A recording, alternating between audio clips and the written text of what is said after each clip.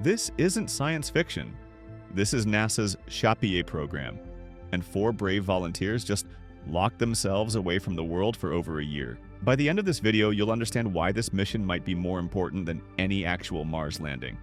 But first, let's meet the crew. Meet the 4 heroes of this mission. We have Kelly Haston, the mission commander and research scientist. Ross Brockwell is the flight engineer with a background in structural engineering. Nathan Jones is the medical officer and emergency physician. And Anka Salariu, a UK-born microbiologist serving as the science officer. These aren't just random volunteers. NASA spent 18 months selecting these individuals from thousands of applicants. They needed people who could handle extreme isolation, work as a team under pressure, and maintain their sanity in a confined space for over a year.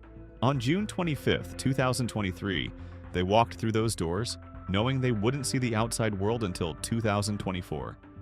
No fresh air, no real sunlight, no spontaneous trips to the grocery store. Just 4 people, 1 habitat, and the ultimate test of human endurance.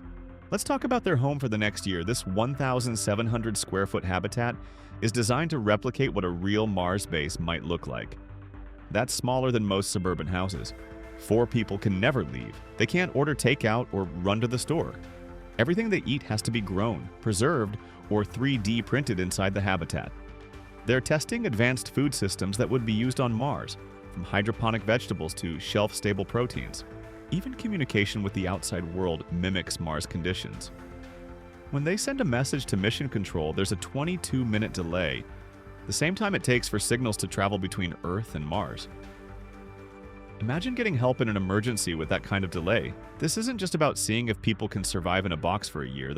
The crew is conducting real scientific research, maintaining complex life support systems, and dealing with simulated emergencies that could happen on actual Mars missions. NASA knows the technology to get to Mars exists. The real question is, can humans handle the psychological pressure? The isolation, the confined space, the inability to escape? These are the factors that could make or break a real Mars mission. When they leave the habitat, it's only in full spacesuits for simulated Mars walks. They collect samples, maintain equipment, and practice the exact procedures they would use on the Red Planet. Reports from inside the habitat show that month 6 was the hardest.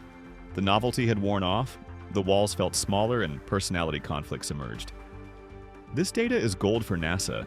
They need to know when and how crews break down, but humans are remarkably adaptable. The crew developed new routines, found creative ways to maintain morale, and proved that long-duration isolation is survivable with the right people and systems. Every piece of data from this mission will directly influence how NASA designs real Mars missions planned for the 2030s. This mission ends soon, but it's just the beginning. NASA is planning 2 more Chapier missions, each building on what they learned from this crew's year-long sacrifice.